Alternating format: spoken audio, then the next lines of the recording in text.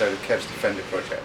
Now, I was supposed to be working on the cubby box, recovering it and getting it back in so that I can fit the radio. But I was driving along the road a couple of days ago and I noticed that if I went up above about 25 mile an hour, then I was getting a really bad vibration. Now, if you remember from the first episode, we looked at the gearbox mountings and we could see that they were quite perished, and I wanted to refit those.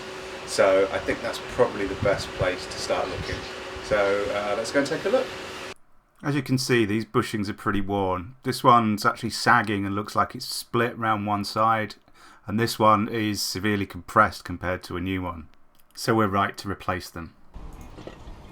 So before we start, we need to support the weight of the gearbox and the transfer box. So out come the ramps, the trolley jack, a bit of wood, a bit of a Heath Robinson kind of contraption, but it's good enough to get the weight supported so we can take the brackets off. Now, coming onto the brackets, the bolts are pretty stiff because they're all corroded, so I've got an extension on the socket wrench. That wasn't enough, so let's use some penetrating spray. Leave that to soak in. And they're still pretty tough to undo, but nothing that a good bit of elbow grease won't handle.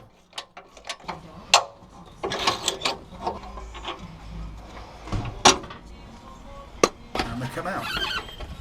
So now we've taken the bolts out of the chassis, we need to take them off the other side, off the gearbox. And they're pretty tough to get to, but they're a lot less corroded.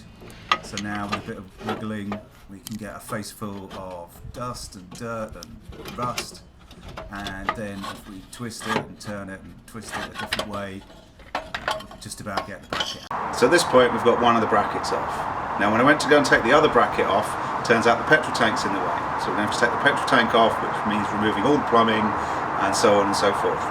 Now because the petrol tank's been in there for a while, it looks a bit battered, so while I've got the petrol tank out, I'm going to give it a nice respray, make it look nice and new.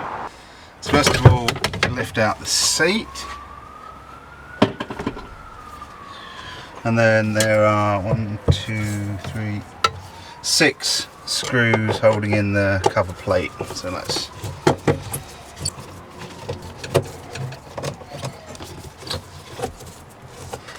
cover.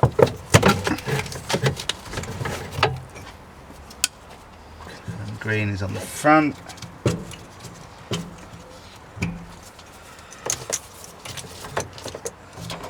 There's the black, so we'll take those off. Once the fuel pump and sender have been disconnected, we also need to remove this pipe from the fuel filler cap. And now we can get round to taking the fuel tank out. Now this is going to take a while, so I think I'm going to speed it up.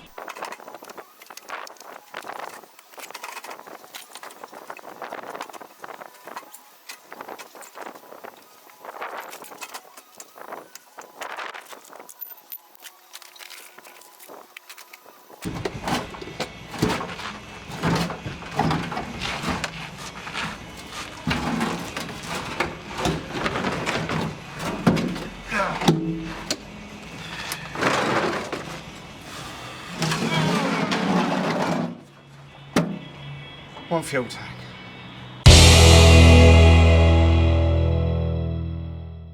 Next job is cleaning up the brackets. There's going to be a lot of this, and a lot of this, and a lot of this, and we'll get them cleaned up. So let's go.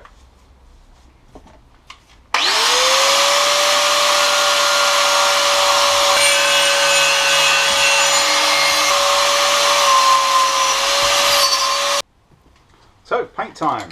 Right. Covered up everything that I don't want to get paint all over.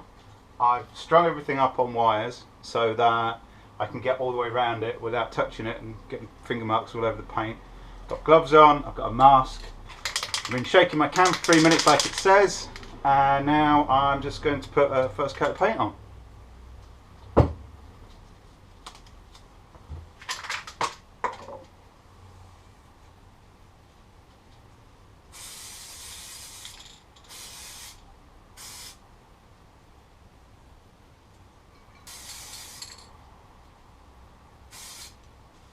Oh yeah, one thing I did forget to say is that I've masked off the sections that I don't want to paint with masking tape and paper, just so that they're going to stay nice and clear.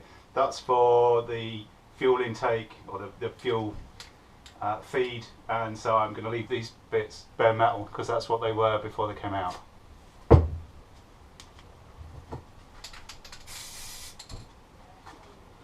Okay, so that's everything sprayed. 15 minutes and then another coat. So while the paint's drying, let's get on with prepping the fuel tank. First job is to give it a good pressure wash, get all the mud off. Then once it's dry, we can get onto masking off the areas we don't want paint on, so where the fuel pump goes, for example. Then a couple of coats of red oxide primer. This should stop it from rusting. And then once that's dry, we get on with the Hammerite, the metal paint. It's got the nice hammered finish, so it should look pretty good once it's done.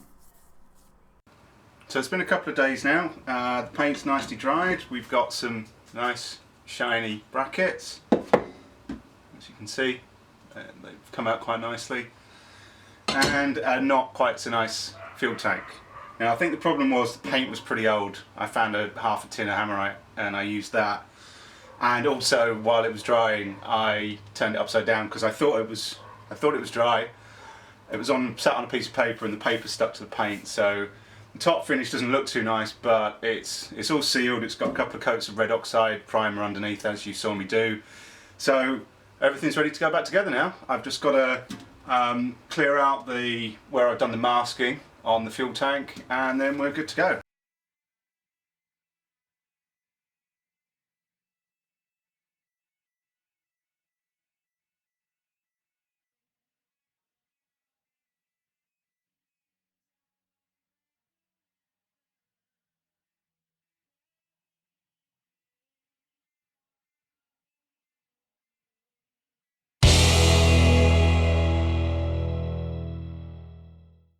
It's time to do the ultrasonic cleaning now. This is my ultrasonic cleaning bath. Basically it is a water bath. It's got some chemical cleaner in with a lot of hot water, and there's a little heating element that keeps it warm.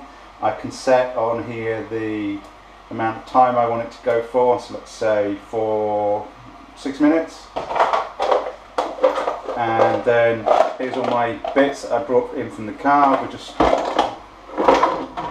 drop those all in there. Ow, ow, yeah. Remember I said it's hot? It's hot. And then set it going. Now that buzzing noise is some things inside making ultrasonic noises. That's creating little bubbles right on the surface of the pieces, and the chemical cleaner and the heat's helping to kind of soften off the dirt, and then the air bubbles that are being created, tiny little air bubbles underneath the dirt, kind of lifting it off. So they've run through a few cycles in the ultrasonic cleaner. I'm happy with them now. I think this is as good as they're going to get. They look very clean. Obviously the age means they're not going to be perfect, but I think they're as good as they're going to be. So I've rinsed them in clean water. I've given them a very light coating of oil, and now it's just waiting for the replacements for the other fasteners to turn up. Now that all the specialist fasteners are clean, it's time to take a look at the normal nuts and bolts. As you can see, I've laid them all out here so I can make sure I can see what I'm dealing with and I don't forget any. Many of them have been exposed to the elements, so they become corroded and it makes sense to replace them. As long as you measure them, they're easy to obtain from either eBay, Screwfix, or your bolt supplier of choice. So now we've got everything ready to go back together. We've resprayed the brackets, we've resprayed the fuel tank, we've replaced the bushes, and where appropriate we've replaced some of the fasteners, the nuts and bolts. So let's go and put everything back together.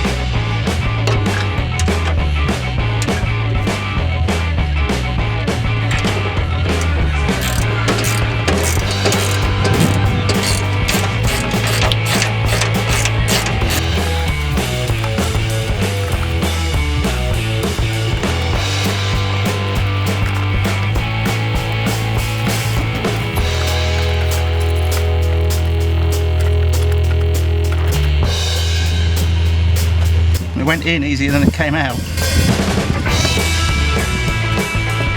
And there you have it. Once we got the fuel tank in place, all we had to do was bolt it back in, put the step back on, and that was it done. I took it out for a test drive. It's vastly improved. There is still a bit of vibration around that 30 mph mark. Now, I think I know what it is, but you're gonna have to wait till the next episode to find out what I did about that. So for now, all I'm gonna do is crack open a gin tonic, say cheers, and see you next time.